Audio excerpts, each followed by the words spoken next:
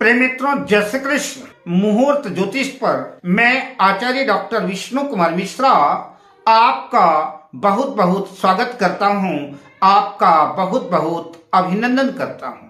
आज मैं इस वीडियो पर आपसे चर्चा करूंगा कि पीला पुखराज धारण करने के क्या फायदे हो सकते हैं, क्या बेनिफिट हो सकता है और किन लोगों को पीला पुखराज धारण करना चाहिए। मैं इस संदर्भ में आपसे चर्चा करूंगा, पर मैं विषय क्रम में आगे बढ़ूं उससे पहले आपसे आग्रह, अगर आपने अभी तक हमारे इस चैनल को सब्सक्राइब नहीं किया है तो प्लीज चैनल को सब्सक्राइब करें, साथ ही नोटिफिकेशन बेल को भी प्रेस कर दें। अगर आप अपनी या अपनों की जन्म कुंडली का बृहद प्रेडिक्शन कराना चाहते हैं, विश्लेषण कराना चाहते हैं या किसी भी किस्म का हमसे ज्योतिषी परामर्श प्राप्त करना चाहते हैं अथवा उत्तम क्वालिटी के रियल राशि रत्न आदि प्राप्त करना चाहते हैं तो आप स्क्रीन पर फ्लैश हो रहे नंबरों पर हमसे संपर्क कर सकते हैं। पीला पुखराज यह देवगुरु बृहस्पति का रत्न है।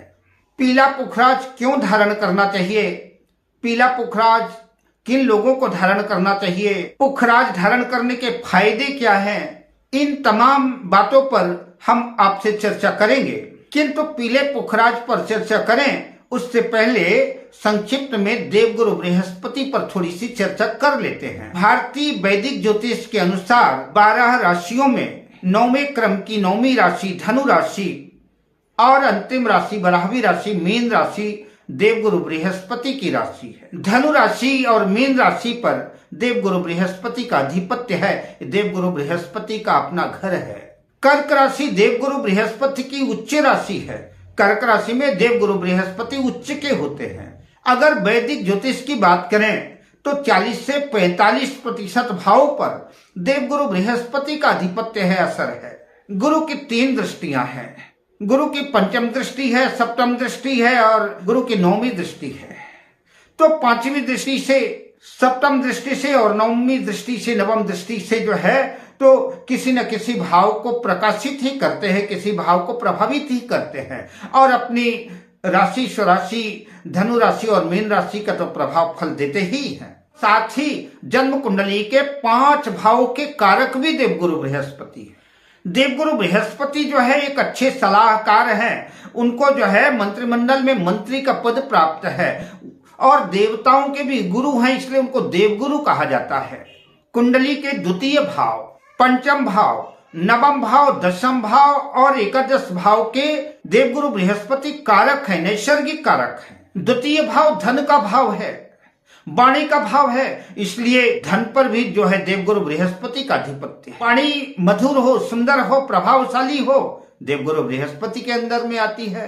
तो इसलिए आपकी वाणी जितनी अच्छी होगी आप हर एक प्रत्येक क्षेत्र में उतनी ही अच्छी सफलता अर्जित करेंगे।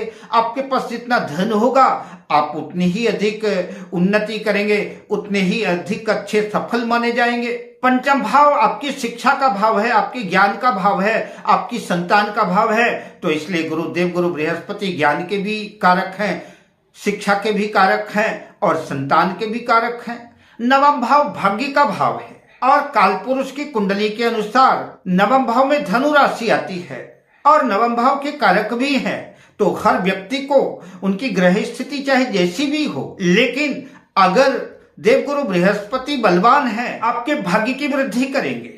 कुंडली में कितनी भी खराबी हो, लेकिन अगर भाग्य आपका साथ देता है तो ढेर सारे काम भाग्य की वजह से बनते चले जाते हैं। नवम भाव से धर्म का भी विचार किया जाता है, अध्यात्म का, ज्ञान का भी विचार किया जाता है, हायर एजुकेशन का भी विचार किया जाता है। दसम भाव कैरियर का भाव है और एकादश भाव लाभ का भाव है। इसलिए मैंने कहा कि 45% कुंडली में देवगुरु बृहस्पति का ही अधिपत्य है और गुरु अगर उच्च का है, शुभ भाव में है, स्वराशि का है, श्रेष्ठ है, तो देवगुरु बृहस्पति के बारे में कहा गया है कि किम कुर्वन्ति ग्रहा सर्वे यस्य केंद्रे बृहस्पति मत मानं यूथानाम यस्य मर्दन्ति गजेंद्र। अगर जन्म कुंडली में गुरु बलवान है, शुभ प्रभाव में है, तो जन्म कुंडली के हजारों दोषों का समन तो अकेला देवगुरु बृहस्पति कर लेता है। तो ये जो पुखराज है ये देवगुरु बृहस्पति का रत्न है। देवगुरु बृहस्पति को और ज्यादा स्ट्रांग करने के लिए और ज्यादा बलवान बनाने के लिए और अच्छा शुभ प्रभाव लाने के लिए देवगुरु बृहस्पति को बलवान करने के लिए पीला पुखराज धारण कराया जाता है। धन की वृद्धि हो। देवगुरु बृहस्पति सेहत के भी, स्वास्थ्य के भी कारक है और कन्याओं में विवाह के कारक है। अगर जन्म कुंडली में देवगुरु बृहस्पति खराब है तो कन्याओं के विवाह में विलंब होता है, कई बार विवाह की स्थितियां नहीं भी बन पाती। तो भला संसार में ऐसा कौन सा व्यक्ति होगा जिसको धन की आवश्यकता न हो, जिसको सुंदर वाणी की आवश्यकता न हो, जिसको शिक्षा की आवश्यकता न हो, जिसको ज्ञान की आवश्यकता न हो, जिसको अपने भाग्य का साथ सपोर्ट नहीं चाहिए, जो एक अच्छे अपनी भाग्य की वृद्धि करना चाहता है। ऐसा कौन सा व्यक्ति होगा? ऐसा कौन सा व्यक्ति होगा जो अपने कैरियर को अच्छा नहीं करना चाहता? और ऐसा कौन सा व्यक्ति होगा जो लाभ नहीं चाहता हो, जो आय के स्रोत जनरेट नहीं करना चाहता हो, लाभकारी स्थितियां नहीं बनाना चाहता हो? ऐसा कौन व्यक्ति है जो वैवाहिक जीवन को सुखमय नहीं बनाना चाहता? कौन ऐसा व्यक्ति है जिसको अच्छी सेहत नहीं चाहिए? ऐसे लोगों को देवगुरु बृहस्पति का रत्न पीला पुखराज धारण करना उनका मौलिक अधिकार है। ऐसे लोगों को पीला पुखराज धारण करना चाहिए। अतः मैं तो ये कह सकता हूं कि सार्वभौम रत्न है। फिर भी कुछ मर्यादाएं हैं जिसकी वजह से रत्नों को तो किसी योग्य ज्योतिषी से परामर्श लेकर के ही धारण करना चाहिए। अपने मनमुखी रत्न धारण करना ठीक नहीं है, क्योंकि जन्म कुंडली के माध्यम से हमको पता चलेगा कि हम जिस ग्रह का रत्न धारण कर रहे हैं वह ग्रह हमारे लिए कारक है या मारक है, हमको वो दुख देने के लिए आया है या कि सुख देने के लिए आया है। तो हमको जन्म कुंडली का विश्लेषण किसी योग्य ज्योतिषी से करा करके ही रत्न धारण करना चाहिए। यह सर्वोत्तम बात होगी, यह हमारे हित में होगी, इसमें हमारा कल्याण होगा। वरना सदियों से जिन बेटियों का विवाह में विलंब होता है, देरी होती है, उनको पीला पुखराज धारण कराया जाता है। जिनको भाग्य का साथ सपोर्ट नहीं मिलता उनको भाग्य की वृद्धि के लिए पीला पुखराज धारण कराया जाता है। बेहतर होगा कि आप ज्योतिषी से परामर्श लेकर के ही रत्न धारण करें।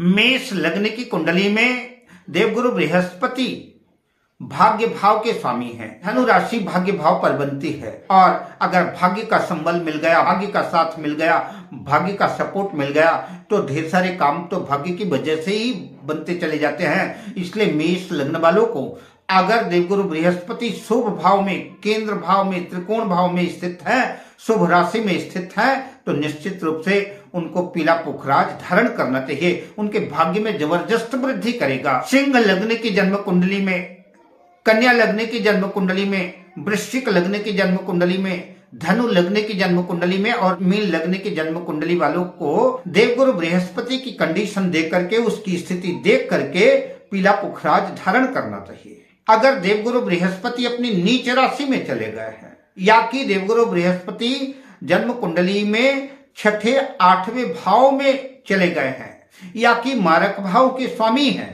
तो ऐसी कंडीशन में, ऐसी स्थिति में देवगुरु बृहस्पति का रत्न पीला पुखराज नहीं धारण करना चाहिए। गुरु मकर राशि में नीच के हो जाते हैं, तो नीच राशि में और छठे आठवें 12वें भाव में अगर देवगुरु बृहस्पति है तो पुखराज को नहीं धारण करना चाहिए।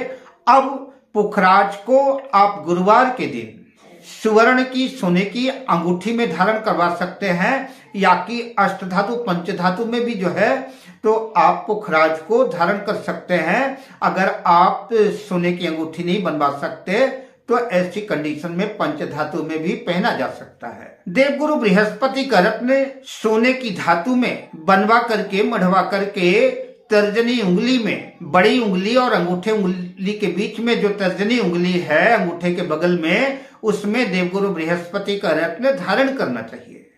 रत्न धारण करने से पहले उसको गंगा जल से, गाय के दूध से, कच्चे दूध से स्नान करा करके, हल्दी आदि से पूजा करके, हल्दी आदि का चंदन लगा करके 11 माला 21 माला गुरु का मंत्र, देवानाम च ऋषीनाम गुरु कांचन सन्निभम बुद्धिभूतम त्रिलोकेशम तंग नमामि बृहस्पतिम, या कि 11-21 माला जो भी आप श्रद्धा से कर सकें। जो गुरु का संक्षिप्त मंत्र है ओम ग्रांग ग्रीं ग्रौं सह गुरुवे नमः। इस मंत्र से जो है अपने पीले पुखराज को जो है प्राण प्रतिष्ठित कर लें, उसे चैतन्य कर लें, क्योंकि जब मंदिर में कोई मूर्ति की स्थापना होती है तो उस मूर्ति की प्राण प्रतिष्ठा की जाती है। प्राण प्रतिष्ठा के बाद ही उस मूर्ति में चैतन्यता आती है। तो आप अपने रत्न को जो है तो चैतन्य कर लें, प्राण प्रतिष्ठित कर लें। ऐसा रत्न जो है आपके लिए लाभकारी सिद्ध होगा। अब मैं आपसे लेता हूं विदा, मिलता हूं अगली वीडियो में। तब तक मंगल कामनाओं के साथ, जय श्री कृष्ण।